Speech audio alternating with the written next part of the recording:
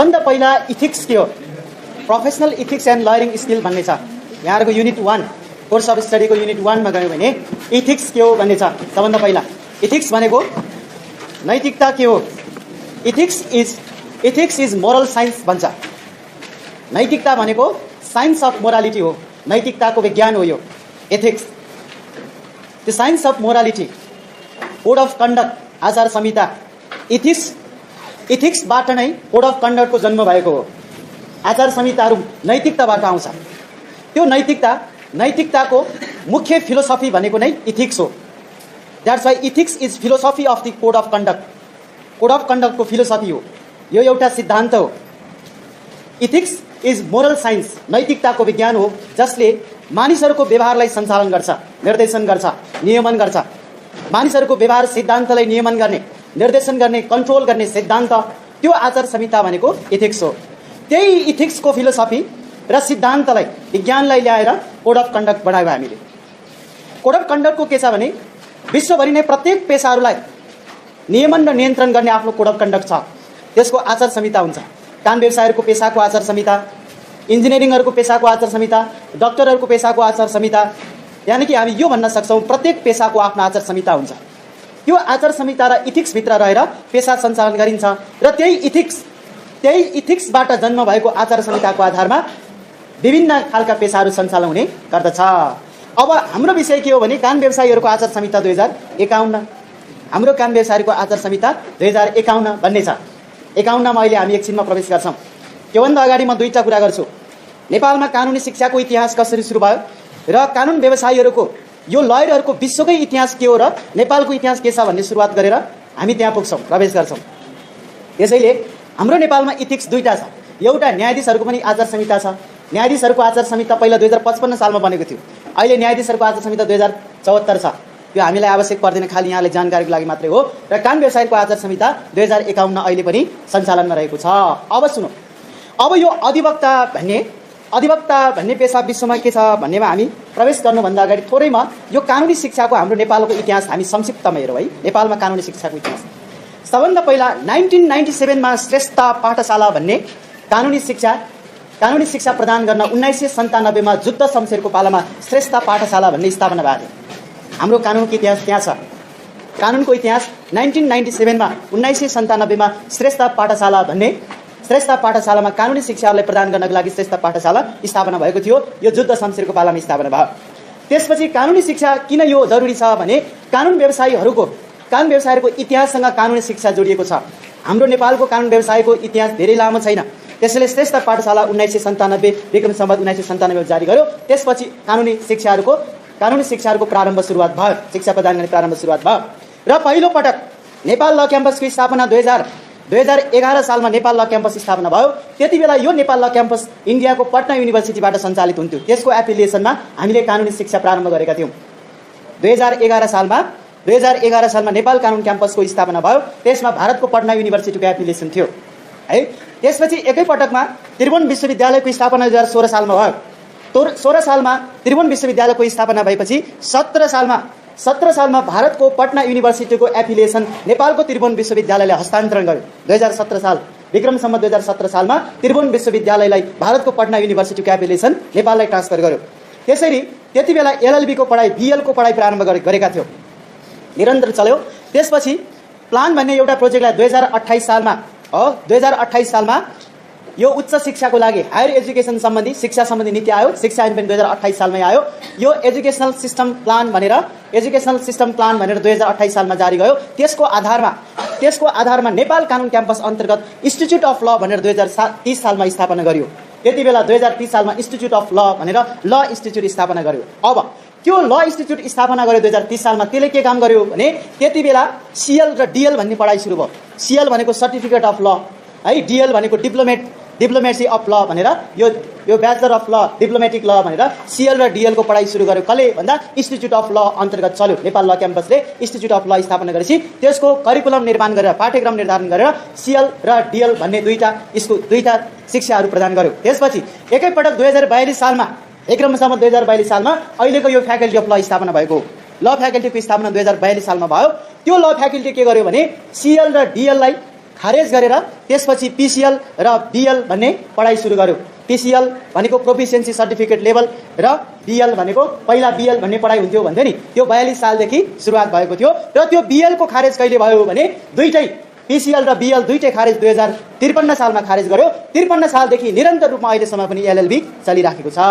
यो यहाँले पढिराख्नु भएको एलएलबी 53 सालबाट सुरु भएको थियो। यसको करिकुलम कहिले बनायो भने 2009 सालमा बनाएको करिकुलम नै अहिले पनि हामीले चलाइराखेका छौँ। 2009 साल भनेको एडी हो है, त्यो एडी 2009 सालमा करिकुलम डेभलपमेन्ट गर्यो। त्यही करिकुलम अन्तर्गत अहिले हामी एलएलबी पढिराखेका छौँ। र 2054 सालबाट ल फ्याकल्टीले तिनटै पढाइ एलएलबीको पढाइ सुरुवात गर्यो। एलएलबी 53 सालमै गर्यो। एलएलएम र पिएचडी को कार्यक्रम 2054 सालमै सुरु गर्यो नेपाल ल क्याम्पसले। 54 सालबाट नै हाम्रोमा पढाइ भइराखेको छ। र अन्तिममा बिए एलएलबी को प्रोग्रामहरू पछि सञ्चालन भएको प्रोग्राम हो। यो 2067 सालमा र सञ्चालन भयो बिए एलएलबी। र ल क्याम्पसमा एउटा मर्निङ एलएलएम अनि अर्को डेको एलएलएम भन्ने चलिराखेको छ। त्यो मर्निङको एलएलएम पनि 2013 बाट 2013 सालबाट मर्निङ एलएलएम चलिराखेको छ। यसरी ल क्याम्पसको लिगल हिस्ट्री, यसरी लिगल एजुकेसनको इतिहास छ हाम्रो इतिहास। अब लिगल एजुकेसनको यो इतिहास छ भने हाम्रो कानुन व्यवसायको इतिहास पनि धेरै लामो छैन। कानुन व्यवसायको इतिहास कस्तो छ नेपालको है? यो नेपालको कानुन व्यवसायको इतिहास सुरु गर्नुभन्दा अगाडि पहिला हामी विश्वको इतिहास कानुन व्यवसायको इतिहास सुरुवात गर्छु म भन्छु। सबभन्दा पहिला ग्रिसको एथेन्समा पहिला के गर्थ्यो भने प्राचीन रोम र ग्रिकमा मान्छेहरूले कथा कविताहरू भन्ने गर्थ्यो। त्यो कथा कविता भन्ने मान्छेहरू ग्रिक पिरियड र एथेन्समा कथा कविताहरू मान्छेहरूले वाचन गर्थ्यो हो। वेद र पुराण वाचन गरेको जस्तो यसरी कथा कविताहरू वाचन गर्थे प्राचीन रोममा। त्यसपछि मान्छेहरूले आफ्नो साथीको तर्फबाट बोलिदिने मान्छेलाई ओरेटर भन्ने शब्द ल्यायो।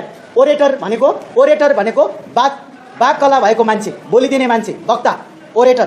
प्राचीन ग्रिसमा चाहिँ अधिवक्ता हुनुभन्दा अगाडि ओरेटरको नामाकरण गर्यो। त्यो ओरेटर भन्ने शब्दमा प्राचीन ग्रिकको एथेन्सबाट सुरु भएको ओरेटर शब्द पछि ओरेटर हुँदाहुँदै एडभोकेट भन्ने शब्दमा परिणत भएर यसरी एडभोकेट भन्ने कानुन व्यवसायको पेसा एडभोकेट भनेर यसलाई रूपान्तरण गरियो। सबभन्दा पहिला ग्रिसमा चाहिँ ओरेटर भन्ने शब्द थियो। ओरेटरको काम भनेको साथीको तर्फबाट बोलिदिने मान्छे भन्ने त्यति बेला प्रचलन थियो ग्रिसमा। अब एकैपटकमा कानुन व्यवसायको इतिहास ग्रिस पश्चात म्याग्ना कार्टा 1215 मा जारी भयो। बेलायतमा म्याग्ना कार्टा जारी भयो। त्यस पश्चात बेलायतमा रोयलहरूले के गर्न थाले भने महारानीहरूले त्यति बेला कानुन व्यवसायीहरूको पेसा संरक्षण गर्नको लागि कानुन व्यवसायीहरूलाई राख्ने महारानीहरूले लिगल एडभाइजर राख्ने प्रचलनहरू सुरु भयो। म्याग्ना कार्टाहरू आइसकेपछि सुरुवात भयो। त्यसपछि एकैपटकमा 17औं सेन्चुरीमा बल्ल 17औं सेन्चुरीमा आइपुगिसकेपछि बेलायतमा 4 किसिमको कानुन व्यवसायलाई क्याटेगोराइज गर्यो। त्यो भनेको के थियो भने एजेन्ट, प्लिडर, एडभोकेट, सिनियर एडभोकेट भन्ने 4 किसिमको कानुन व्यवसायको क्याटेगोराइज गरेको थियो। त्यो क्याटेगोराइज अहिले पनि हाम्रो नेपालमा पनि प्रचलनमा छ। त्यो क्याटेगोराइज के थियो भने एजेन्ट, प्लिडर, एडभोकेट, सिनियर एडभोकेट भनेर 4 किसिमको कानुन व्यवसायहरूको नामाकरण गर्यो। यो बेलायतको इतिहास भयो। यसरी विश्वभरि नै कानुन व्यवसायको इतिहास हेर्दा 20औं शताब्दीमा आइसकेपछि 20th सेन्चुरी र 21औं शताब्दीमा आइसकेपछि विश्वभरि नै कानुन व्यवसायको यसरी प्रचार भएको हामी पाउँछौँ। र हाम्रो नजिकै छिमेकी मुलुक भारतमा 1950 पछि मात्रै एडभोकेट कानुन व्यवसायले पठन पाठनको कार्यक्रमहरू सुरुवात गर्यो 1950 पश्चात। र त्यसपछि इन्डियामा 1956 मा बार काउन्सिल एक्ट जारी गर्यो। 1956 मा बार काउन्सिल एक्ट जारी गर्यो। त्यसपछि इन्डियामा कानुन व्यवसायी अहिले पनि इन्डियामा कानुन व्यवसायको प्रचलन सुरु भयो। त्यही कानुन व्यवसायको परम्परालाई हामीले पनि अवलम्बन गर्दै त्यसरी ग्रिकबाट सुरु भएको कानुन व्यवसाय, ओरेटरबाट सुरु भएको कानुन व्यवसायको प्र्याक्टिस ग्रिस हुँदै बेलायत हुँदै नेपालसम्म आइपुग्दाखेरि अब नेपालको हामी सुरुवात गरौँ। नेपालमा के छ भने 2013 सालमा नेपालमा 2013 सालमा नेपाल बार एसोसिएसनको स्थापना भएको थियो। 2013 सालमा, किनकि हाम्रो कानुन व्यवसायको इतिहास लामो छैन। यो इतिहास हामीले हेर्यौँ भने 1910 मा मुलुकी ऐन जारी गर्यो। 1910 मा मुलुकी ऐन जारी गर्यो पहिलोपटक जङ्गबहादुरले। 1910 देखि 2007 साल, 2007 सालदेखि 2050 साल र 2050 सालदेखि अहिलेसम्मको अवस्था भनेर 3 किसिमको क्याटेगोरीमा हामी नेपालको कानुन व्यवसायीलाई क्याटेगोराइज गर्न सक्छौँ। 1910 देखि 2007 सालको अवस्था, 2007 सालदेखि 2050 साल, 2050 सालदेखि अनवार्ड्स भनेर अहिलेसम्मको अवस्था भनेर यसरी नेपालमा कानुन व्यवसायको इतिहासलाई हामीले 3 क्याटेगोरीमा क्याटेगोराइज गर्न सक्छौँ। 1910 देखि 2007, 7 सालदेखि 50, 50 देखि अहिलेसम्म। यो हाम्रो नेपालको कानुन व्यवसायको इतिहासको फ्रेमवर्क हो। यसरी लेख्नु ल, टु द पोइन्ट है। अब हाम्रो कानुन व्यवसायको इतिहास 1910 बाट सुरु भएछ भन्ने छ। त्यहाँ के थियो भने 1910 को प्रारम्भमा के थियो भने त्यो 1910 को मुलुकी ऐनको 16 नम्बरमा के लेखेको थियो भने अवम 16 नम्बर भन्छ। त्यसको अवम 16 नम्बर र अवम 38 नम्बर चाहिँ महत्त्वपूर्ण थियो त्यति बेला है। त्यो 16 नम्बरले के थियो भने त्यो अवमको 16 नम्बर मुलुकी ऐन 1910 को 16 नम्बरमा ध्यान दिनुहोस् है। त्यहाँ के लेखेको थियो भने यो मान्छेले मेरो मुद्दाको सम्पूर्ण ब्यौरा जानेको हुनाले यो मान्छेलाई अड्डा अदालतमा इजलासमा छलफल गर्न र साक्षी बकाउँदा मेरो तर्फबाट उपस्थित गराउनु भनेर निवेदन दिन सक्ने प्रचलन थियो। त्यो 1910 को मूल्याङ्कको अबम 16 नम्बरले अबम भनेको अदालती बन्दोबस्त पछि खारेज भयो त्यो व्यवस्था। त्यति बेला के थियो भने हाम्रो कानुन व्यवसायको इतिहास त्यहीबाट सुरु भयो। मूलिक ऐन 1910 को अबम 16 नम्बरबाट सुरु भयो हाम्रो कानुन व्यवसायको इतिहास। त्यहाँ के लेखिएको थियो भने यो मान्छेले मेरो मुद्दाको सम्पूर्ण बेहोरा यो मान्छेलाई जानकारी भएको हुनाले मेरो तर्फबाट अदालतमा छलफल गर्न भनेको बहस पैरवी गर्न अहिले पो सोफिस्टिकेट भाषा उति बेला छलफल गर्न र साक्षी बगाउँदा यो मान्छेलाई उपस्थित गराउनु भनेर निवेदन दिन्थ्यो। त्यस आधारमा त्यो मान्छेले साक्षी बगाउँथ्यो र छलफलमा ऊ सहभागी हुन्थ्यो। यसरी 1910 को अबम 16 नम्बरबाट हाम्रो कानुन व्यवसायको इतिहास प्रारम्भ भएको पाइन्छ। अब सँगै के छ भने त्यो 16 नम्बरसँगै मूलिक ऐनको अबमको 38 नम्बर, यो 38 नम्बरमा के लेखेको थियो भने गजबको कुरा, त्यति बेला अहिलेको जस्तो जिल्ला अदालत, काठमाडौँ अदालत, सर्वोच्च अदालत भन्ने यस्तो अब अदालतको अवस्था थिएन। त्यति बेला प्रारम्भमा अड्डा अदालत, कौशल हो, सनद हो, यस्ता खालका अड्डा अदालतहरू थियो। त्यो सनद, कौशल, अड्डा अदालतमा बहस गर्दाखेरि फौजदारी मुद्दाको तर्फबाट प्रतिवाद गर्नको लागि, फौजदारी मुद्दाको तर्फबाट पक्षको तर्फबाट आफ्नो बहस पैरवी गर्नको लागि मुद्दाको तर्फबाट कानुन व्यवसायलाई पनि राख्न पाउने भन्ने मान्यता त्यति बेला राखियो। मुद्दाको तर्फबाट बहस पैरवी गर्न गम्भीर खालको फौजदारी मुद्दामा अड्डा अदालत कौशलमा गएर कानुन व्यवसायीलाई बोल्न पाउने भन्ने अधिकार प्रदान गर्यो। त्यो मूलिक ऐनको अदालती बन्दोबस्तको 38 नम्बरले अड्डा अदालत कौशलमा गएर बोल्न पाउँछ भन्ने मान्यता त्यति बेला सिर्जना भयो। यसरी 1910 को मूलिक ऐनले कानुन व्यवसायीलाई स्थान प्रदान गर्यो। त्यही कानुन व्यवसायीलाई प्रदान गरेको स्थान नै 2007 सालमा आए पश्चात, अब सुन्नुहोस्, 2007 सालमा आए पश्चात नेपालमा पहिलो नेपाल सरकार वैधानिक कानुन 2004 सालमा जारी गर्यो। नेपालको दोस्रो संविधान, नेपालको अन्तरिम संविधान भनेर दोस्रो संविधान 2007 सालमा जारी गर्यो। 2008 सालमा प्रधान न्यायालय ऐन आयो नेपालमा। 2008 सालमा प्रधान न्यायालय ऐन जारी भएको हामी पाइन्छ। सुन्नुहोस् है, नेपालको पहिलो प्रधान न्यायाधीश हरिप्रसाद प्रधान जो इन्डियाको नागरिक थियो, भारतको नागरिक, दार्जिलिङको नागरिक थियो, त्यो किन ल्यायो इतिहास सुन्नुहोस् है। त्यहाँ के छ भने 2008 सालमा प्रधान न्यायालय ऐन जारी गर्यो।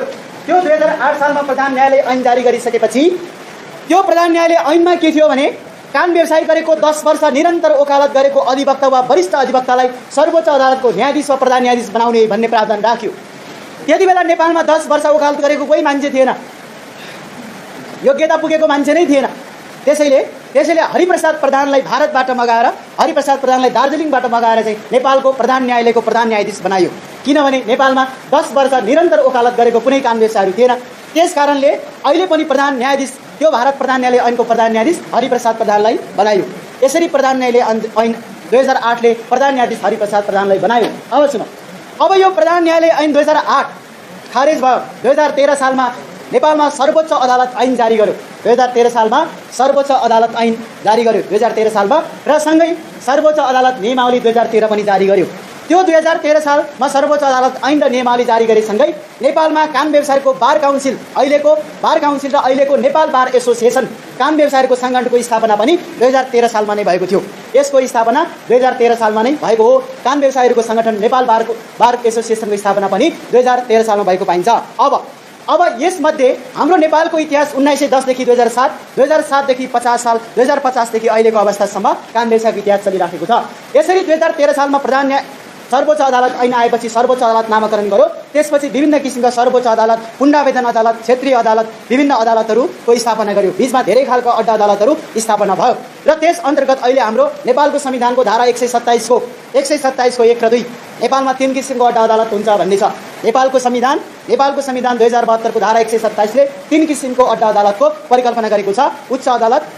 उच्च अदालत, सर्वोच्च अदालत र जिल्ला अदालत भनेर परिकल्पना गरेको छ। त्यो 127 को 1 चाहिँ रेगुलर कोर्ट हो। अहिलेको संविधानको 127 को 2 चाहिँ स्थानीय स्तरका विवादहरू चाहिँ स्थानीय स्तरमा न्यायिक समिति गठन गरेर निरूपण गर्न सक्नेछ भन्ने चाहिँ नेपालको संविधानको धारा 127 को 2 मा छ। त्यो 127 को 2 ले चाहिँ स्थानीय निकायले अधिकार प्रदान गर्यो। अब यो बीचमा महत्त्वपूर्ण एउटा मुद्दा आयो कि सरकारी मुद्दा सम्बन्धी ऐन भनेर थियो पहिला। यहाँले समुसा ऐन 2049 पढ्नुभयो होला फर्स्ट इयरमा। अहिले सरकारी मुद्दा सम्बन्धी ऐनलाई खारेज गरियो। 2017 सालमा सरकारी मुद्दा सम्बन्धी ऐन जारी गर्यो नेपालमा। 2017 सालमा समुसा ऐन, सरकारी मुद्दा सम्बन्धी ऐन जारी गर्यो। त्यसले कानुन व्यवसायलाई प्रतिवाद गर्न, फौजदारी मुद्दामा प्रतिवाद गर्न सहयोग पुर्यायो। समुसा ऐन 2017 आएको थियो, त्यो सत्रलाई 2049 सालमा नयाँ ल्यायो। अहिले सरकारी मुद्दा सम्बन्धी ऐन 2049 खारेज भयो। यी सम्पूर्ण प्रावधानहरू अहिले क्रिमिनल कोडमा समावेश गरेर राखिएको पाइन्छ। यो छ इतिहास। अब जे जति भने पनि हामी कानुन व्यवसायीहरूको इतिहास पढिराखेका छौँ। नेपालमा पहिलो पटक कानुन व्यवसायीहरूको लागि बनेको कानुन व्यवसायी सम्बन्धी ऐन 2025 जारी गर्यो।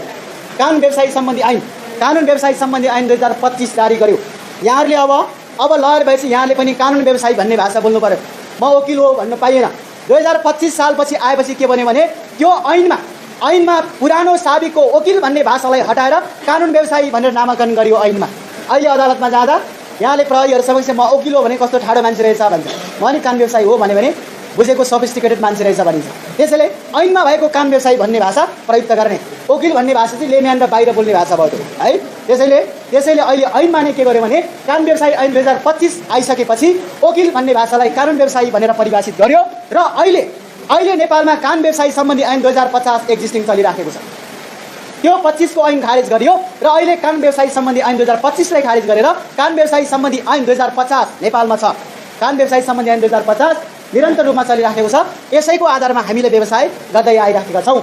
अब हामी कानुन व्यवसायीहरूको साझा सम्मेलन नेपाल बार हो, नेपाल बार एसोसिएसन छ। यो बार भन्ने भाषा के हो भन्ने विषयमा यहाँहरू क्लियर हुनुहोस्। अहिले बार र बेन्चको विषय पनि म पढाउँछु, तर बार भन्ने भाषा चाहिँ के छ भने हामीले ब्ल्याक ल डिक्सनरी हेऱ्यो भने त्यो बारले रेलिङ भन्ने भाषा छ। त्यहाँ ब्ल्याक ल डिक्सनरीमा रेलिङ भन्ने भाषा के हो भने रेलिङ भनेको अदालतभित्र यहाँले देख्नुभयो भने चेम्बरमा यहाँहरू जानु भएको छ कि छैन, सायद धेरै साथीहरू जानुभयो होला। न्यायाधीश अगाडि बसिराखेको हुन्छ, अगाडि इजलास साहेबको कुरा हुन्छ, यता चेम्बर हुन्छ, यतापट्टि अभियुक्तलाई बयान लिने साक्षी बकपत्र गर्ने ठाउँ हुन्छ र अगाडि रोमा चाहिँ कानुन व्यवसायी राखिन्छ। यो रेलिङहरूलाई नै के भन्छ, बार भनिन्छ। ब्ल्याक ल डिक्सनरीले त्यो परिकल्पना गर्छ। बार भनेको रेलिङ हो, भनेको कानुन व्यवसायी अगाडि बस्ने, न्यायाधीश माथिल्लो रोमा बस्ने, इजलास साहेब यतापट्टि बस्ने र साक्षी बकपत्र बस्ने र अभियुक्तहरू यतापट्टि बस्ने भनेर त्यो रेलिङ, त्यो डिभाइडेसन, त्यो डिभिजन र त्यो सेपरेसन गर्ने सीमा, त्यो सीमालाई बार भनिन्छ। त्यसैले बार भनेको रेस्टुरेन्ट होइन है, यो एउटा सीमा हो। त्यसैले यो सीमा चाहिँ कानुन व्यवसायी अदालतका न्यायाधीश, कर्मचारी र इजलास साहेब र अदालतमा साक्षीहरूलाई सेपरेसन गर्ने सीमा तोकिने, सीमा निर्धारण गरेको बेन्चभित्रको एउटा सीमा हो। त्यो सेपरेसनलाई बार भनिन्छ। ब्ल्याक ल डिक्सनरीले बार भनेको चाहिँ रेलिङ भनेर भनिन्छ। त्यसैले यो बार है, बार भनेको यसरी भाषा छ। अब यसरी नेपाल बार एसोसिएसनको 2013 सालमा स्थापना भयो। नेपाल बारको पहिलो सम्मेलन 2034 सालमा सम्पन्न भएको थियो नेपालमा। 2034 सालमा नेपाल बारको सम्मेलन भएको हामी पाइन्छ कानुन व्यवसायीहरूको।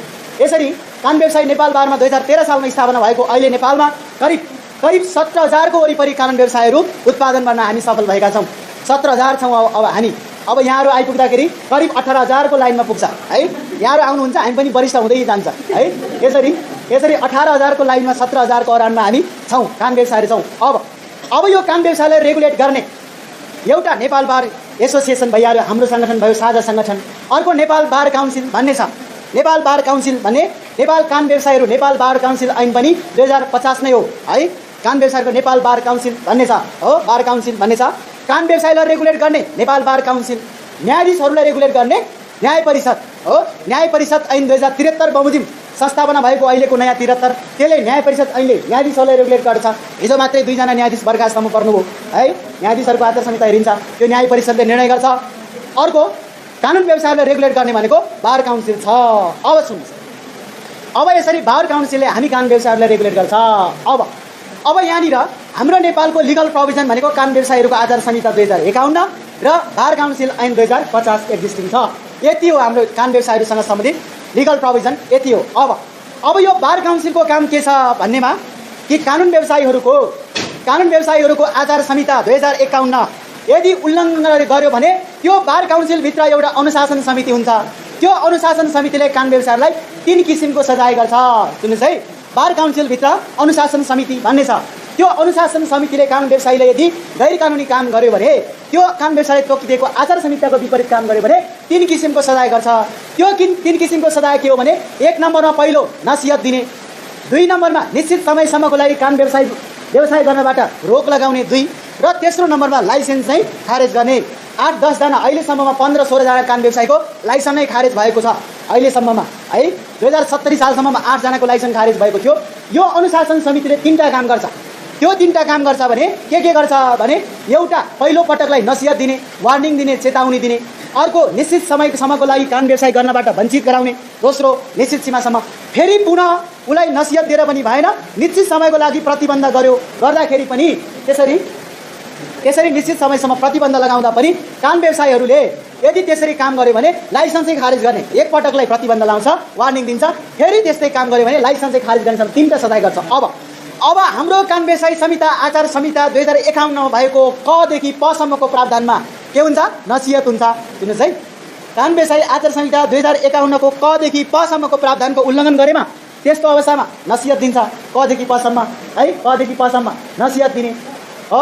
ख र ब को उल्लङ्घन गर्यो भने निश्चित समयको लागि उसलाई प्रतिबन्ध लगाउने, कानुन व्यवसाय गर्नबाट वञ्चित गराउने। ख र ब कानुन व्यवसाय आचार संहिता 2051 को फ र ब निश्चित समयको लागि पेशा गर्नको लागि वञ्चित गराउने र भदेखि वो सम्मको सम्पूर्ण प्रावधान यदि उसले उल्लङ्घन गर्यो भने त्यस्तो कानुन व्यवसायको लाइसेन्स खारेज गरिने प्रावधान छ है।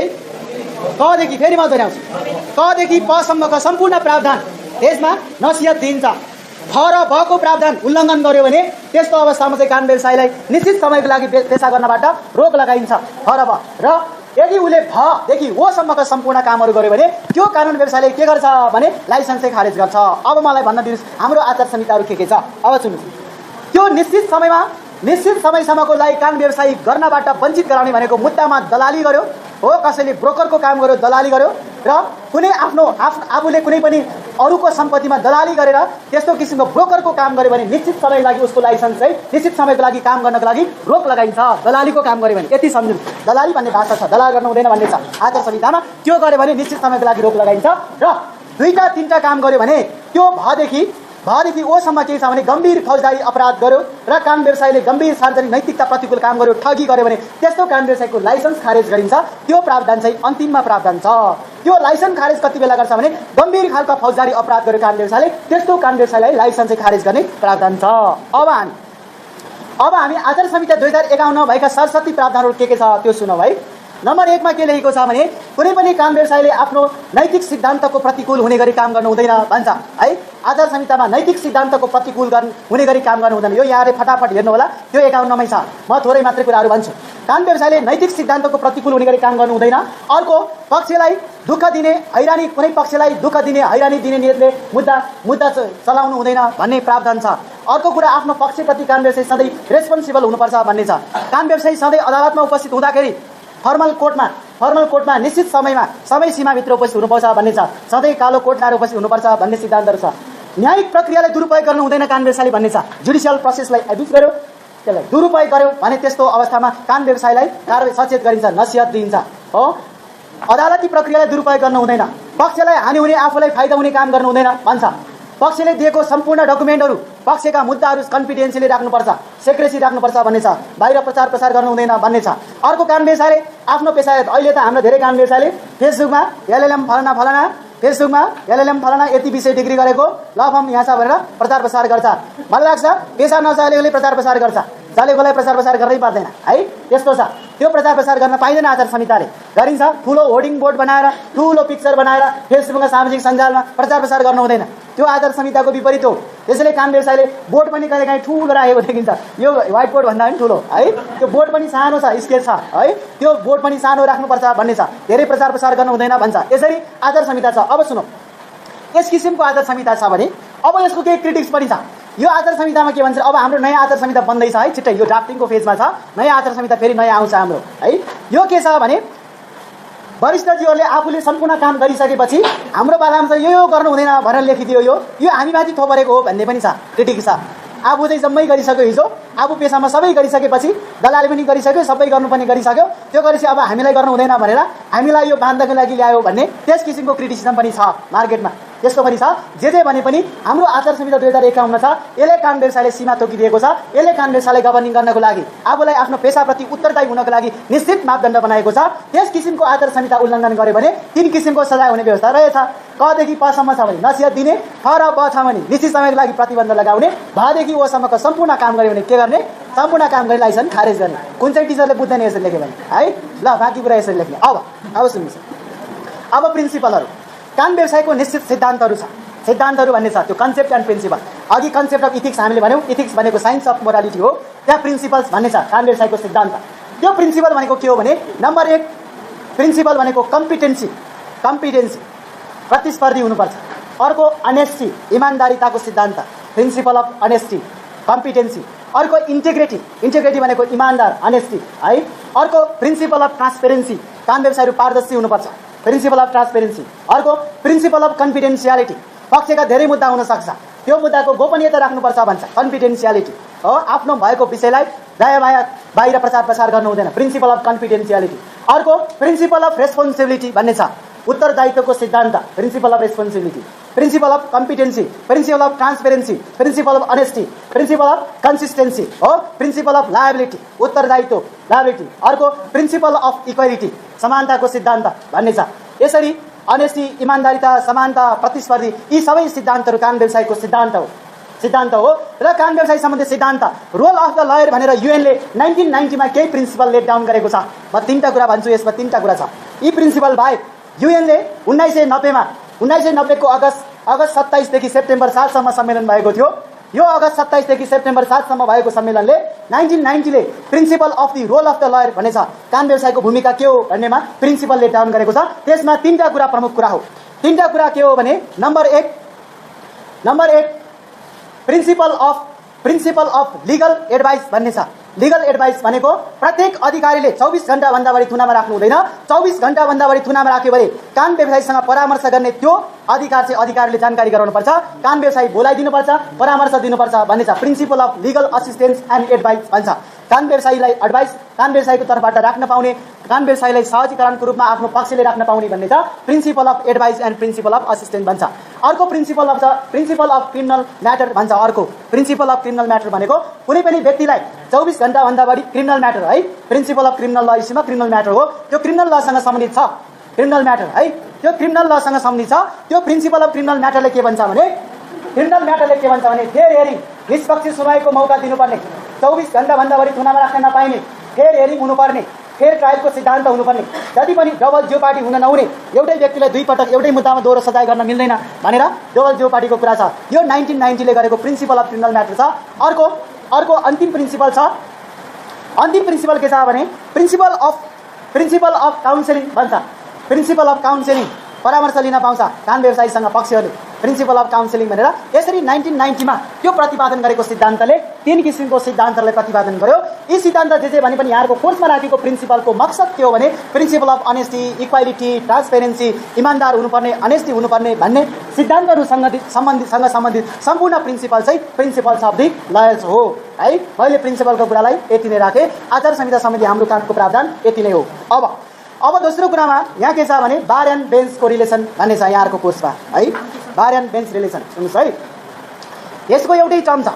बार भनेको लयर्स कलेक्टिभिटी हो, बेन्च भनेको इजलास जजेस कलेक्टिभिटी हो है।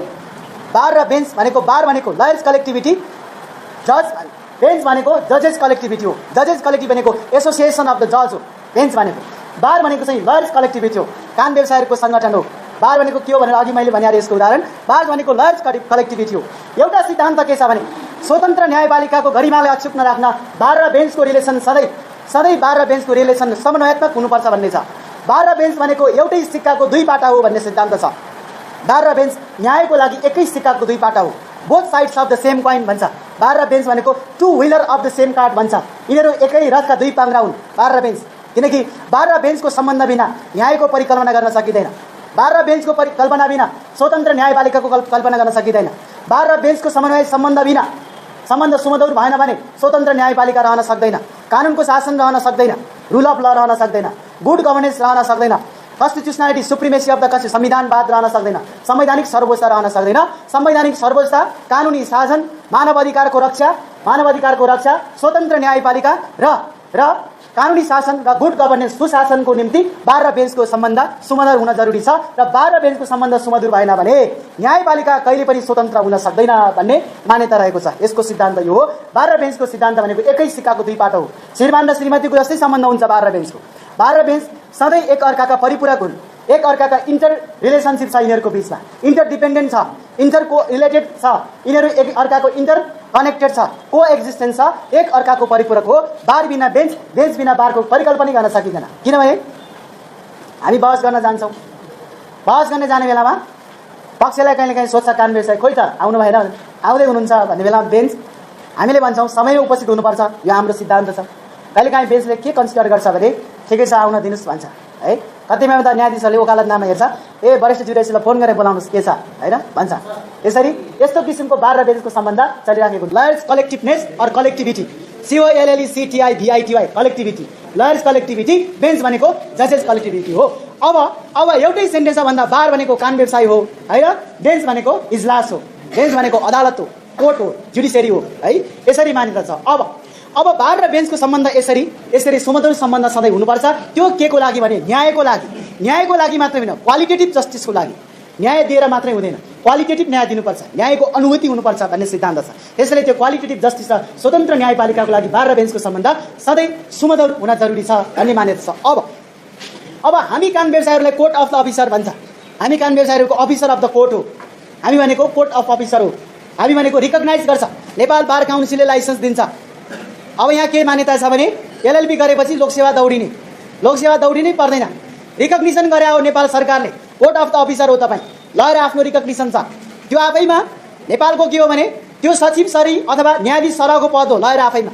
हाम्रोमा त्यस्तो प्र्याक्टिस छैन। जापानतिर गयो भने उनीहरूकोमा सुरुदेखि नै यहाँहरू लयर हुनुहुन्छ भने सुरुदेखि नै लयर हुने, लयरको कोर्स पढ्ने, इजलासको न्यायाधीश हुन्छ भने न्यायाधीशको कोर्स पढ्ने, कानुन मन्त्रालयको हुन चाहनुहुन्छ भने सुरुदेखि नै कोर्स पढ्ने। हाम्रोमा चाहिँ मिक्स छ होइन, हामीसँग धेरै अपर्च्युनिटीहरू छ। त्यस्तो छ। जापानमा यस्तो समझ छ कान व्यवसायको मान्यता कि त्यहाँ बाइकको मोटरसाइकलको लयर हुने मान्छेले, मोटरसाइकलको लयर हुने मान्छेले 4 व्हीकल चाहिँ गाडीको समेत बहस गर्न पाइँदैन। अदालतमा सोध्छ न्यायाधीशले, तपाईँको विज्ञता त मोटरसाइकलमा थियो, तपाईँ कसरी आउनुभयो इजलासमा भन्छ होइन, त्यस्तो भन्छ। हाम्रोमा हामी सबै विषयको विज्ञ छौँ होइन, हामीलाई खुल्ला छ होइन, त्यस्तो छ।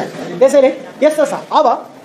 अब नेपालमा के छ भने कान व्यवसायको क्याटेगोरी 4 किसिमको कान व्यवसायको प्र्याक्टिस अहिले पनि छ बार काउन्सिलमा।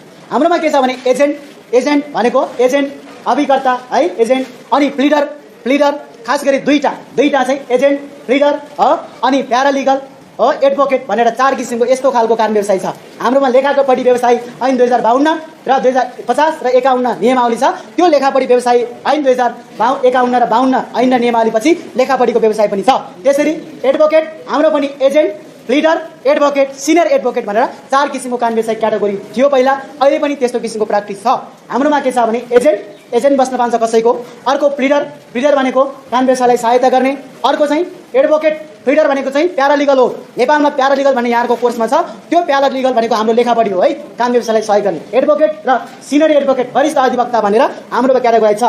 अब वरिष्ठको उपाधि कसरी दिन्छ भनेर सोध्नु भने वरिष्ठको उपाधि नेपालमा फुल बेन्चले दिन्छ, फुल कोर्टको बैठक बस्छ त्यसले दिन्छ। हाम्रोमा वरिष्ठ त्यस्तो छ प्रावधान। अब बिस्तारै हाम्रो कान व्यवसाय बिस्तारै सीमाहरू लिमिटेसनहरू तोक्दै गइराखेको छ। अब बिस्तारै केही वर्षपछि यो लाइसेन्सको परीक्षादेखि लिएर सम्पूर्ण क्याटेगोराइज गर्नेदेखि लिएर सबै सीमाबद्ध छ।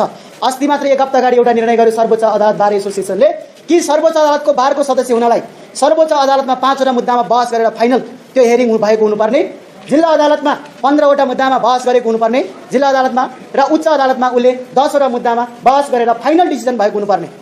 फलाना कान व्यवसायले बहस समेत सुनियो भनेर त्यो बहस हुनुपर्ने भनेर क्याटेगोराइज गर्यो। त्यसको आधारमा सुप्रिम कोर्ट बारले तपाईँलाई नयाँ बारको सदस्यता प्रदान गर्छ। अब बारको सदस्यता प्रदान गर्न चाहिँ अहिले हाम्रोमा यहाँहरू जहाँको बारको सदस्य भए पनि हुन्छ। त्यो बारको सदस्य भनेको ललितपुर जिल्ला यो युनिटहरू एउटै हो। नेपाल बार एसोसिएसन एउटा अम्ब्रेला हो। उच्च अदालत र जिल्ला अदालतका सम्पूर्ण बार एसोसिएसनहरू यसको युनिटहरू हो, एकाइहरू हो। जहाँको बार सदस्य भए पनि एउटै हुन्छ। सुप्रिम कोर्टको बारको मेम्बर बन्यो भने त्यसको भ्यालु हुन्छ, बाहिर जाँदा पनि भ्यालु बढ्छ र भोलि वरिष्ठ हुँदा पनि सुप्रिम कोर्टको बारमा काम गरेको भनेर त्यसको गणना अलि माथि हुन सक्छ, अन्यथा सबै बराबर हो। अब सिनियर एडभोकेट के छ नेपालमा भने अस्ति एउटा वरिष्ठजीले भन्नुभएको थियो। अब यहाँहरू वरिष्ठ भइसक्नु भएको छ धेरै साथीहरू। इजलासमा जाँदा न्यायाधीशले बहस गर्ने क्रममा तपाईँको नाम चाहिँ भन्यो भने कति बेजेत भयो वरिष्ठजीको भन्नुभएको थियो कि नाम सोधिराख्नु पर्ने। वरिष्ठ भनेको अलरेडी रिनाउन्ड मान्छे वरिष्ठ हुनु पर्यो नि, पेसामा दक्कल भएको मान्छे हुनु पर्यो नि, अनि टपक्क टिपेर ल्याएर हुन्छ वरिष्ठ बनाएर हुन्छ भन्थ्यो। यस्तो खालको क्रिटिसाइज पनि छ। हाम्रोमा त्यो वरिष्ठको पदावधि पनि त्यस्तो अवस्था छ। जे भए पनि निश्चित समयसम्म वकालत गरेको व्यक्तिहरूलाई वरिष्ठको उपाधि प्रदान गर्ने गरिन्छ। यस किसिमको बिजोगको अवस्था चाहिँ हुनु हुँदैन भन्ने छ मान्यता।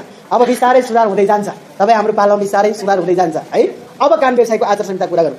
यो आचार संहिताको सुन्नुहोस् है, हिजो मात्र एउटा केस छ।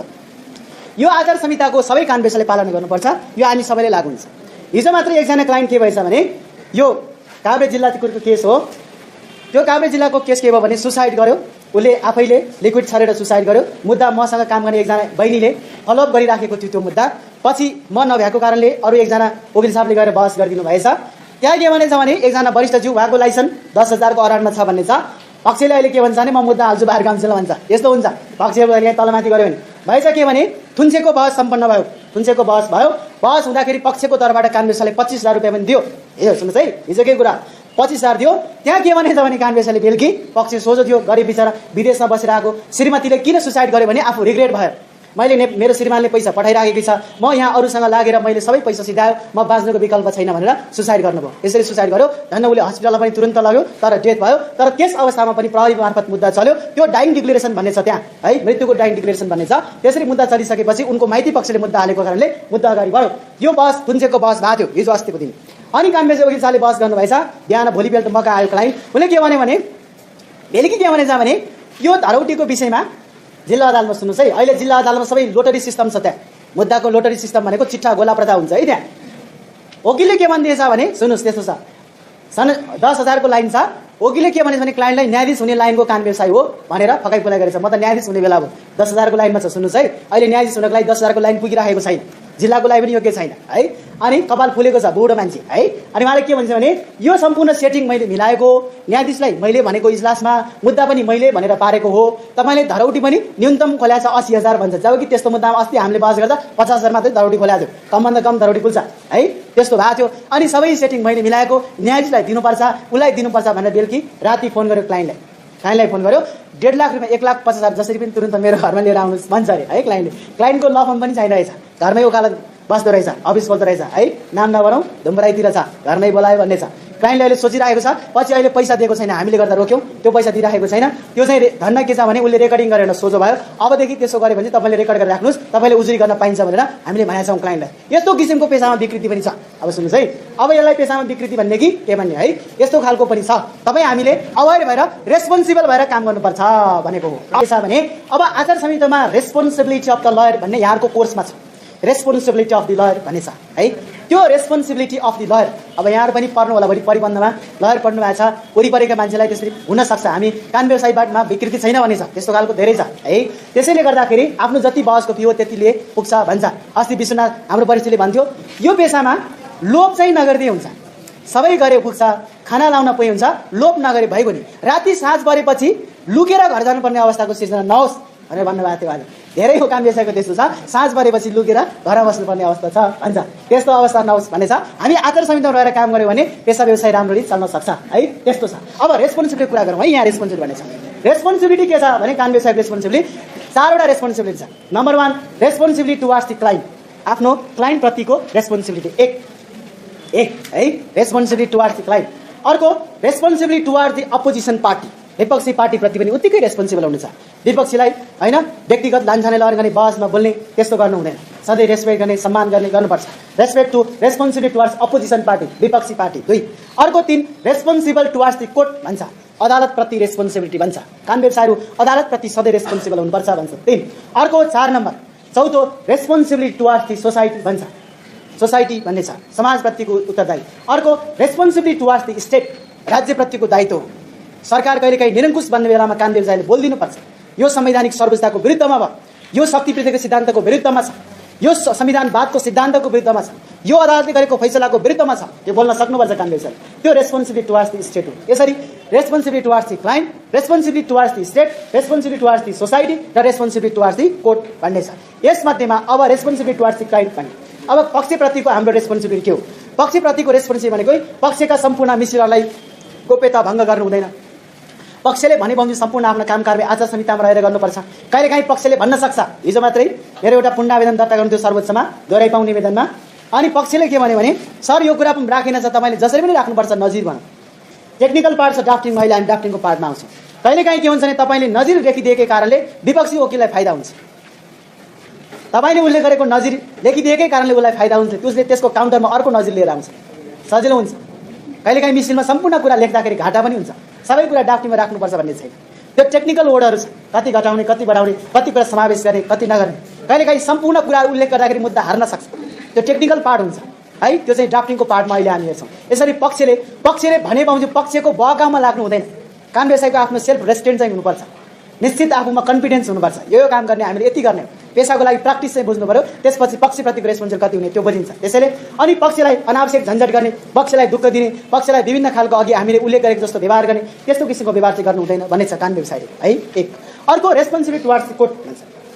अदालतप्रति सधैँ जाँदा हामी इजलासमा जाँदा सधैँ निहुरेर जान्छौँ हो। त्यहाँ न्यायाधीश होस् नहोस्, खाली होस् नहोस्, सधैँ हामी झुकेर जान्छौँ। त्यो न्यायाधीशप्रति व्यक्तिप्रति गरेको हाम्रो रेस्पोन्सिबल होइन। हामीले त्यो रेस्पेक्ट व्यक्तिलाई गरेको होइन, त्यो रेस्पेक्ट हामीले न्यायाधीश विशेषलाई गरेको होइन, त्यो हामीले सम्मानित अदालतले गरेको। त्यो रेस्पोन्सिबल टुवार्ड्स द कोर्ट हो है। अदालतमा जाँदाखेरि सधैँ फर्मल ड्रेसमा जाने, सधैँ कालो पोसाकमा नै उपस्थित हुने भन्ने प्रावधान छ है। अदालतमा सधैँ फर्मल ड्रेसमा जानुपर्छ। त्यो हाम्रो स्वतन्त्र न्यायपालिकाप्रतिको रेस्पेक्ट। डेफिनेटली स्वतन्त्र न्यायपालिका नागरिकको विश्वासमा अडिएको हुन्छ, जनताको विश्वासमा अडिएको छैन हुन्छ। जब जनताले विश्वास गर्दैन, जनता भनेको तपाईँ हामी त हो नि, नागरिक भनेको हामी कानुन व्यवसायी हौँ, हामी नागरिकको प्रतिनिधित्व गर्छौँ, हामी समाजको अभियन्ता हौँ, हामी अभियन्ता भएर उनीहरूको तर्फबाट प्रतिनिधित्व गर्छौँ, बहस गरिदिन्छौँ। त्यसैले हामी आफै नागरिक हो, हामी आफैले नै स्वतन्त्र न्यायपालिकाको सम्मान गर्नुपर्छ। त्यसैले रेस्पोन्सिबिलिटी टुवार्ड्स कोर्ट भनेको अदालतमा समयमा नै उपस्थित हुने र आफ्नो तर्फबाट बहसमा उपस्थित हुने। यहाँ धेरै कुराहरू छ। बहसमा कहिलेकाहीँ के गर्छ भने कानुन व्यवसायहरू बेलुकी ब्याङ्कमा पैसा जम्मा भएन भने त्यो दिन बहस गर्नै जान, त्यस्तो पनि अवस्था छ। मुद्दा सारिदिन्छ, पक्षलाई हैरानी पारिदिन्छ, यस्तो खालको अवस्था पनि छ है। त्यसलाई पनि हामीले हाम्रो पेसामा आएको विकृति हो, यसलाई पनि नियन्त्रण गर्ने एउटा सीमा बनाउन जरुरी छ। यस्तो छ। अनि रेस्पोन्सिबिलिटी टुवार्ड्स कोर्ट भनेको अदालतमा सधैँ रेस्पोन्सिबल हुनुपर्छ, न्यायाधीशप्रति सम्मान गर्ने, विपक्षी पार्टीलाई सम्मान गर्ने, लाञ्छना लगाउने, व्यक्तिगत आक्षेपहरू लगाउने, व्यक्तिगत प्रतिशोधको भावनाहरू त्यही भित्र पोख्ने गर्नु हुँदैन है। त्यसैले रेस्पोन्सिबिलिटी टुवार्ड्स द कोर्ट छ। यसैले न्यायाधीश, वकिल, कानुन व्यवसायी, हामी कानुन व्यवसायी न्यायाधीश हुने मान्छेले रिस राग आवेग दया र माया बाहेक रिस राग आवेग प्रतिशोध घृणा सबै यहीँ बिर्सिनुपर्छ, त्यो बिर्सेर बाहिर हिँड्नुपर्छ। त्यसैले नेपाल कानुन पत्रिका हाम्रो नेकपाको अन्तिम पृष्ठमा लेखिएको छ, त्यो पहिलो पृष्ठमा सधैँ लेख्छ। त्यो नेपाल कानुन पत्रिका पृष्ठमा अहिले पनि लेख्छ, निन्दा एउटा शब्द छ नि, जतिसुकै निन्दा गरून् हो, निन्दा गरून् वा प्रशंसा, त्यहाँ एउटा शब्द छ, जतिसुकै निन्दा गरून् वा प्रशंसा हो, निन्दा गरून् वा प्रशंसा हो। आजै मर्नु परोस् वा कालान्तरमा, जहिलेसुकै मर्नु परोस् वा कालान्तरमा, अरू जे जसरी जसले जेसुकै भने पनि न्यायिक मार्गमा लाग्नेहरू कहिले पनि विचलित हुँदैनन् भन्ने शब्द छ। जसले जतिसुकै निन्दा गर्नु, जसले जेसुकै भन्नु, जतिसुकै कुरा काट्नु, म आफ्नो बाटोमा ठिक छु, म न्यायिक मार्गमा छु, मेरो मार्ग कहिले पनि विचलित हुनु हुँदैन। यो कुरा हामी सबैले सम्झिनुपर्छ, त्यो कानुन व्यवसायले सम्झिनुपर्छ र त्यो सम्पूर्ण न्यायाधीशले पनि सम्झिनुपर्छ। एकजना अस्ति हाम्रो हरिफयाल श्रीमानले, उहाँ न्यायाधीश हुँदा एउटा उहाँले लेख्नु भएको थियो, उहाँले के लेख्नु भएको थियो भने एउटा बडो गम्भीर कुरा लेख्नु भएको थियो, मैले आजबाट मेरो भूमिका परिवर्तन भएको छ भनेको, म वकिलबाट न्यायाधीश भएको छ है, वकिलबाट न्यायाधीश भएको छ, मेरो भूमिका परिवर्तन भएको छ। मैले हिजोसम्म गरे भएका सम्पूर्ण काम कारबाही, व्यवहार, रिस राग माया दया प्रेम स्वार्थ प्रसार्थ समाजका सम्पूर्ण पक्षले मैले आजै यही विसर्जन गरेको छु, मैले यो सबै बिर्सेको छु र म अर्को भूमिकामा परिणत भएको छु। त्यसैले हामी लयर हुन जाँदै गर्दाखेरि यी सम्पूर्ण हामीसँग भएका व्यवहारहरू सबै बिर्सेर त्यहाँ प्रवेश गर्नुपर्छ।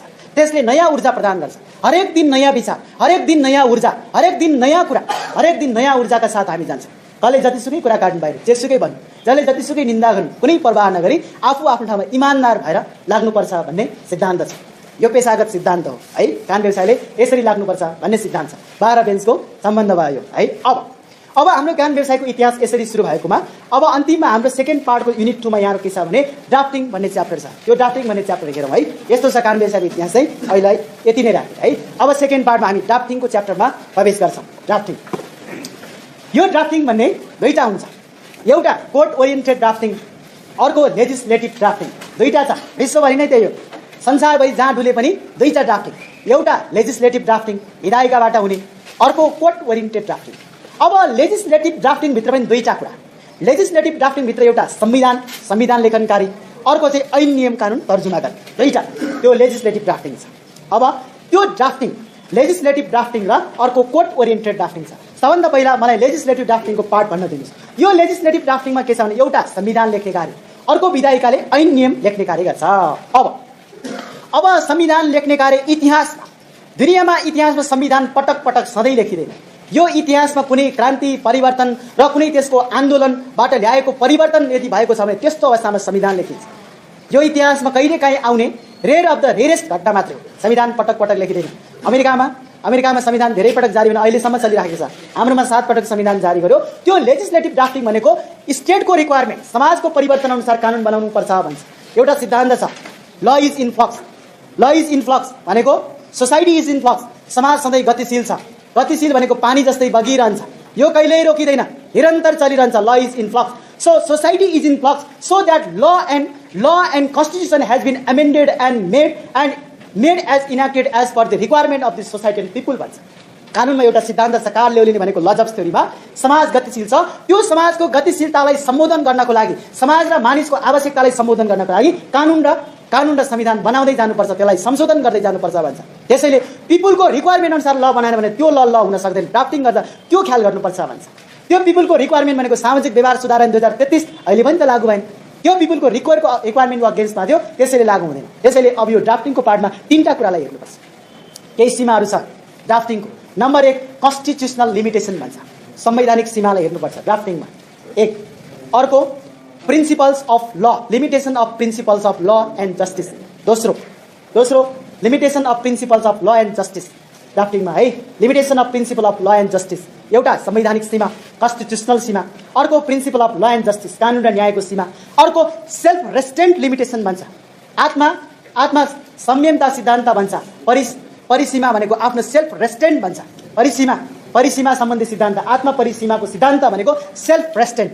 अब म यसको व्याख्या गर्छु। नम्बर 1 के हो, लेजिस्लेसनले ड्राफ्टिङ गर्दा संविधान अन्तर्गत बनेका ऐन कानुन संविधानसँग बाजिएको छ छैन भन्ने त्यो संवैधानिक सर्वोच्चतालाई हेर्नुपर्छ भनेको चाहिँ कन्स्टिट्युसनल लिमिटेसन हो, संवैधानिक सर्वोच्चता। अर्को principle of limitation of law and justice भनेको कानुन र न्यायको सिद्धान्त सीमाहरूलाई हेर्नुपर्छ भन्छ कानुन निर्माण गर्दाखेरि, कन्स्टिट्युसनल त्यो चाहिँ limitation of principle of law and justice second हो। नम्बर 3 मा प्रिन्सिपल अफ सेल्फ रेस्ट्रेन्ट भनेको कानुन भनेको तर्क हो, कानुन तर्कको आधारमा बन्ने गर्छ, कानुन भनेको तर्क हो, नेचुरल लले भन्छ नि, law is the reason, dictate of right reason, यो भनेको कानुन भनेको रिजन हो, तर्क हो, रिजन हुनुपर्छ। कानुन विधायिकाले बनाउँछ, त्यो विधायिकाले निर्माण गर्ने कानुन सधैँ रिजन हुनुपर्छ, तर्कसङ्गत हुनुपर्छ, उपयुक्त हुनुपर्छ, प्रोपर हुनुपर्छ, लागू हुने खालको हुनुपर्छ भन्छ। यसरी 3 किसिमको लिमिटेसन गरिदिएको छ, कानुन निर्माण गर्दा यो कुरालाई ध्यान दिनुपर्छ भन्छ। अब यी बाहेक ड्राफ्टिङ गर्दा ध्यान दिनुपर्ने 2टा प्रावधान छ, एउटा इन्टरनल पार्ट, अर्को एक्सटर्नल पार्ट ड्राफ्टिङमा। हजुर भन्नुहोस् त। सेल्फ रेस्ट्रेन्ट परिसीमा भनेको तपाईँको विवेक लाउनुपर्छ, कानुन निर्माण गर्दा विवेक लाउनुपर्छ। अब यसको व्याख्या गर्नुपर्दा टाइम लाग्छ र अझै व्याख्या फ्याकल्टी अफ नलेज भनेर स्ट्यान्डर्डले भन्छ, ट्रान्सेन्डेन्टल आइडियलिजम भन्छ। ट्रान्सेन्डेन्टल आइडियलिजम भनेको फ्याकल्टी अफ नलेजमा यो विधिशास्त्र पढ्नुपर्छ। 2टा हुन्छ मान्छेको माइन्डमा, एउटा सेन्सिबल पार्ट, अर्को इन्टेलिजिबल पार्ट। त्यो इमोसन लगाएर कानुन बनाउने होइन, अब कस्तो रहेछ बालबच्चा दया माया लागेर कानुन बनाउने, इमोसनमा प्रवेश गर्यो भने कानुन निर्माण गर्दा इन्टेलिजिबल सेन्स प्रयोग गर्नुपर्छ भन्छ, इन्टेलिजेन्सको प्रयोग गर्नुपर्छ। फ्याकल्टी अफ नलेज ट्रान्सेन्डेन्टल आइडियलिजम भन्ने छ, त्यो भनेको चाहिँ सेल्फ रेस्ट्रेन्ट सम्बन्धी सिद्धान्त हो, रिजन ल बनाउनुपर्छ, तर्कसङ्गत कानुन बनाउनुपर्छ भन्छ। यो चाहिँ सीमाहरू लेजिस्लेटिभ ड्राफ्टिङको यसरी constitutional limitation, principal of law and justice र थर्ड भनेको सेल्फ रेस्ट्रेन्ट लिमिटेसन भनेर रिजन तर्कसँग यस्ता सीमाहरू छन्। यी बाहेक प्रत्येक लेजिस्लेटिभ ड्राफ्टिङ ऐन निर्माण गर्दा 2टा पार्टलाई हेर्नुपर्छ। इन्टरप्रिटेसनमा मैले भनेको थिएँ क्लासमा होइन, इन्टरप्रिटेसनमा 2टा पार्ट, एउटा इन्टरनल पार्ट, अर्को एक्सटर्नल पार्ट। यो पार्टलाई हेर्नुपर्छ लेजिस्लेटिभ ड्राफ्टिङमा है, त्यो ऐन निर्माण गर्दा। इन्टरनल पार्ट भनेको हेडिङ होइन, डेफिनेसन, सब क्लज, मार्जिनल नोट, प्रोभाइजो, पङ्क्चुएसन, यो सबै इन्टरनल पार्ट हो, त्यो ऐनभित्र आउँछ। ऐनको हेडिङ भनेको शीर्षक, लामो शीर्षक हो कि short title, long title, heading, schedule, अनुसूची, पङ्क्चुएसन, यी सबै इन्टरनल पार्ट हो ऐनमा। लेजिस्लेटिभले ड्राफ्टिङ गर्दा यी सबै कुरा ध्यान दिनुपर्छ भन्छ। हेडिङ कसरी राख्ने, डेफिनेसन कसरी दिने, पङ्क्चुएसन कहाँ राख्ने, प्रोभाइजो कहाँ राख्ने, कमा कहाँ राख्ने, यो इन्टरनल पार्ट हो लेजिस्लेटिभ ड्राफ्टिङमा। अर्को एक्सटर्नल पार्ट छ, त्यो एक्सटर्नल पार्ट भनेको अघि हामीले भनेको principal of law and justice, कानुन र न्यायको सिद्धान्त, लेजिस्लेसनको हिस्ट्री के छ, अन्तर्राष्ट्रिय कानुनको प्रावधानहरू के छ, यो सबै एक्सटर्नल पार्ट हो लेजिस्लेटिभ ड्राफ्टिङमा। यी बाहेक लेजिस्लेटिभ ड्राफ्टिङ गर्दा ध्यान दिनुपर्ने केही कुराहरू छ। कानुनको शासन, स्वतन्त्र न्यायपालिका, संवैधानिक सर्वोच्चता, विधिको शासन, जुडिसियल रिभ्यू, न्यायिक सर्वोच्चता, संविधानवाद, यी सबै स्वतन्त्र न्यायपालिका, शक्ति पृथक्करणको सिद्धान्त, separation of power, check and balance, यी सबै सिद्धान्तहरूलाई पनि लेजिस्लेटिभ ड्राफ्टिङको क्रममा ध्यान दिनुपर्छ भन्ने मान्यताहरू रहेको पाइन्छ। लेजिस्लेटिभ ड्राफ्टिङको पार्ट यति नै हो है। अब त्यो ड्राफ्टिङ गर्दा केही कुराहरू ध्यान दिनुपर्छ भन्ने छ है, के छ भने त्यो ड्राफ्टिङ गर्दा निश्चितताको सिद्धान्त, ल भनेको सर्टेन हुनुपर्छ, निश्चितताको सिद्धान्त भन्ने छ, निश्चित हुनुपर्छ ल। अर्को भनेको कानुन भेग नबुझ्ने खालको हुनु हुँदैन, प्रष्ट हुनुपर्छ, स्पष्टताको सिद्धान्त, निश्चितताको सिद्धान्त। अर्को प्रिन्सिपल अफ कन्सिस्टेन्सी भन्छ, कन्सिस्टेन्सी भनेको कम्प्रिहेन्सिभ हुनुपर्छ, ल भनेको कन्सिस्टेन्सी। अर्को प्रिन्सिपल अफ इक्वालिटी, कानुन भनेको समानताको आधारमा हुनुपर्छ, कन्सिस्टेन्सी, इक्वालिटी, निश्चितताको सिद्धान्त, समानताको सिद्धान्त, बुझ्ने, प्रष्ट, इक्वालिटीको सिद्धान्त र पारदर्शिताको सिद्धान्त, प्रिन्सिपल अफ ट्रान्सपेरेन्ट भन्छ। लेजिस्लेटिभ ड्राफ्टिङ गर्दा यी कुराहरूको ध्यान दिनुपर्छ भन्ने मान्यता रहेको पाइन्छ। यही हो ड्राफ्टिङको पार्ट। अब लेजिस्लेटिभ ड्राफ्टिङ बाहेक केही कोर्ट ओरिएन्टेड ड्राफ्टिङ भन्ने यहाँहरूको कोर्समा राखिदिएको छ। कोर्ट ओरिएन्टेड ड्राफ्टिङमा हेरौँ है। कोर्ट ओरिएन्टेड ड्राफ्टिङमा के छ भने कोर्ट ओरिएन्टेड ड्राफ्टिङमा 3-4 वटा कुराहरू पर्छ। एउटा फिराद पत्र, अर्को प्रत्युत्तर पत्र, अर्को बहस नोट है। यो चाहिँ कोर्ट ओरिएन्टेड ड्राफ्टिङ हो। फिराद पत्र, सिभिल केसमा फिराद पत्र, प्रत्युत्तर पत्र। अर्को रिट निवेदन भन्छ। रिट निवेदनमा लिखित जवाब हुन्छ है। रिट निवेदन, लिखित जवाब, फिराद पत्र, प्रत्युत्तर पत्र, बहस नोट, यी चाहिँ कोर्ट ओरिएन्टेड ड्राफ्टिङ हो। यी बाहेक अरू छ कन्ट्र्याक्ट, दृष्टिबन्धक, भोगबन्धक, लकबन्धक, बन्धक माथिको बन्धक हो। इन्डेन्जर भन्ने शब्द छ यहाँको कोर्समा हेर्नु होला। इन्डेन्जर सरले भनेन भन्नु होला। इन्डेन्जर भनेको लिगल डकुमेन्ट हो, त्यो करार हो, कन्ट्र्याक्ट हो है। त्यो कन्ट्र्याक्ट लिगल डकुमेन्ट हो। इन्डेन्जर भन्ने शब्द छ, त्यो endanger INDENTUR endanger course of study हेर्नु होला। त्यो इन्डेन्जर भनेको करार हो है, कन्ट्र्याक्ट हो। यसरी कोर्ट ओरिएन्टेड ड्राफ्टिङ भनेको करार, भोगबन्धक, दृष्टिबन्धक, कपाली तम्सुक है। त्यसपछि लिखित जवाब, प्रत्युत्तर पत्र, त्यसपछि फिराद पत्र, यी सबै कोर्ट ओरिएन्टेड डकुमेन्ट हो। यो चाहिँ कानुन व्यवस्थाले तयार गर्नुपर्ने डकुमेन्ट हो। अब यो डकुमेन्ट तयार गर्दा ध्यान दिनुपर्ने केही कुराहरू छ। यो डकुमेन्ट तयार गर्दा हामीले ध्यान दिनुपर्ने केही प्रमुख दस्तावेजहरू छ, डकुमेन्टहरू छ। त्यो डकुमेन्टलाई कहिले पनि बिर्सिनु हुँदैन। नम्बर 1 जुरिसडिक्सन, क्षेत्राधिकार पुगेको छ कि छैन कानुनमा। भक्तपुरको फिराद पत्र काठमाडौँमा दर्ता गरेर के हुन्छ? यो जुरिसडिक्सन है। फौजदारी मुद्दामा यता ललितपुरको गम्भीर खालको खैरो हिरोइनको केस चाहिँ काठमाडौँ जिल्ला अदालत कोर्टमा दर्ता गर्न पाइँदैन है। यस्तो छ। फेरि फरक छ। ब्याङ्किङ कसुरको मुद्दाहरू फरक छ। ब्याङ्किङ कसुरको वाणिज्य इजलासले हेर्छ एकैचोटि। त्यो मुद्दा फेरि त्यो वाणिज्य इजलासले उच्चमा हेर्छ भनेर उच्च अदालतको सरकारी वकिल कार्यालयमा जाने होइन। यो विशेष सरकारी वकिल कार्यालय छ, त्यहाँबाट मुद्दा फाइल हुन्छ है। यो चाहिँ प्रक्रियाको कुराहरू छ, प्रोसिड्युरको पार्ट। त्यसैले जुरिडिक्सन, यो क्षेत्राधिकार हेर्नुपर्छ 1 है। अर्को कोर्ट ओरिएन्टेड ड्राफ्टिङमा लिमिटेसन भन्ने छ। इट मिन्स लिमिटेसन भनेको हदम्याद। लिमिटेसन हदम्यादभित्रै जानुपर्छ। 35 दिन हदम्याद। कानुन व्यवसायीहरू सम्बन्धी आचार संहिता उल्लङ्घन गरेमा कसैले कारबाही गर्यो भने 35 दिनभित्र सर्वोच्चमा जान सक्छ। त्यो हदम्याद है। पुण्डावेदन चाहिँ सर्वोच्चमा दिन्छ। त्यो अनुशासन समितिले कुनै कानुन व्यवसायीले कारबाही गर्यो भने मलाई चित्त बुझ्दैन भनेर 35 दिनभित्र सर्वोच्च जान सक्छ। त्यसरी हदम्यादको पार्ट, त्यो चाहिँ हदम्यादको लिमिटेसन है। अर्को जुरिडिक्सन, लिमिटेसन र अर्को लोकस स्ट्यान्डिङ, हकदैया भनेको जसको जुन कुरामा हक लाग्ने हो उसलाई मात्रै त्यो अधिकार हुन्छ, हकदैया है। हकदैया भनेको अन्य केसहरूमा एउटै भयो। कन्ट्र्याक्ट डकुमेन्टमा हकदैया चाहिँ त्यो प्रिभिटी अफ द कन्ट्र्याक्ट भनेको करारको पक्षलाई मात्रै हकदैया हुन्छ भने चाहिँ प्रिभिटी अफ द कन्ट्र्याक्ट हो हकदैया। अब रिटमा हकदैया के छ? अब सुन्नुहोस्, यो हकदैयाको पार्टमा चाहिँ रिटको निवेदनमा के छ भने हिजो मात्रै एउटा विवाद आइराखेको थियो कि नेपाल सरकारलाई रिट जाने अधिकार छैन। सिद्धान्त त्यो हो संसारभरि। नेपाल सरकार पक्ष भनेर रिट निवेदन सर्वोच्चमा दर्ता गर्न सक्दैन। किनभने रिट भनेको संसारमै दुईटा आधारमा रिट निवेदन दर्ता गरिन्छ। एउटा फन्डामेन्टल राइटको हनन भयो भने रिट निवेदन दर्ता गरिन्छ 1। अर्को कानुनी अधिकार हनन भयो भने रिट जान सक्छ भन्ने छ। अब त्यो कानुनी अधिकार र फन्डामेन्टल राइटको भाइलेसन भएमा त्यो कानुनी र फन्डामेन्टल अधिकार भनेको कसलाई प्रदान गरिन्छ? त्यो फन्डामेन्टल राइट भनेको केही बाहेक सम्पूर्ण फन्डामेन्टल अधिकार चाहिँ सिटिजनलाई हुन्छ, त्यो नागरिकलाई। त्यो फन्डामेन्टल राइट नेपाल सरकारलाई होइन। त्यसैले त्यो फन्डामेन्टलको जगमा टेकेर नेपाल सरकारलाई रिट जाने अधिकार छैन। हाम्रोमा अहिले रिट निवेदन दर्ता भयो भन्ने छ। यस्तो खालको कानुनको सिद्धान्तभन्दा विपरीतको प्र्याक्टिस पनि हाम्रोमा कहिलेकाहीँ हुन्छ है। त्यो रिट जाने अधिकार चाहिँ नेपाल सरकारलाई छैन। त्यहाँ के थियो भने टेक्निकल पार्टहरू पनि छ। त्यहाँ लिगल पर्सन नेपाल सरकार अन्तर्गत बनेका केही कम्पनीहरू हुन सक्छ भने त्यो कम्पनीको तर्फबाट चाहिँ रिट निवेदनहरू जारी गर्न सक्छ फेरि त्यहाँ चाहिँ छ। तर एब्सोल्युटली एब इनिसियो संसारभरिकै सिद्धान्त के हो भने रिट पिटिसनको आधारमा नेपाल सरकारलाई रिट जाने अधिकार छैन। रिट भनेको संविधानलाई नागरिकलाई संविधानमा प्रदान गरेको फन्डामेन्टल राइटको भाइलेसन भयो भने मात्रै रिट निवेदन लिएर जान सक्छ। अब रिटको प्रचलन के छ भनेसम्म यहाँले धेरै भनिराख्नै पर्दैन। जिल्लाले 2टा रिट हेर्छ, अरू बाँकी 5वटा रिट हाइकोर्ट र सर्वोच्चले। जिल्लाले 2टा, एउटा इन्जक्सन निषेधाज्ञाको रिट निवेदन हेर्छ, अर्को हेबेस कर्पस बन्दी प्रत्यक्षीकरण है। इन्जक्सन र बन्दी प्रत्यक्षीकरणको रिट चाहिँ जिल्लाले हेर्छ, अरू बाहेकका 5वटा रिटहरू चाहिँ सर्वोच्च र उच्च अदालतले हेर्ने प्रचलन छ।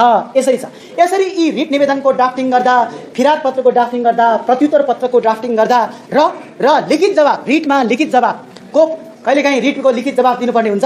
त्यस्तो अवस्थामा ड्राफ्टिङ गर्दा ध्यान दिनुपर्ने कुराहरू भनेको के हो भनेको 1 नम्बरमा जुरिडिक्सन, अर्को लोकस स्ट्यान्डी, अर्को चाहिँ हकदैया है, अनि अर्को चाहिँ हदम्याद भनेर यसरी यी विभिन्न रिक्वायरमेन्टहरू छ। यी बाहेक अघि हामीले माथि भनेका प्रिन्सिपल सबै यो ड्राफ्टिङमा पनि इन्क्लुड गर्नुपर्छ।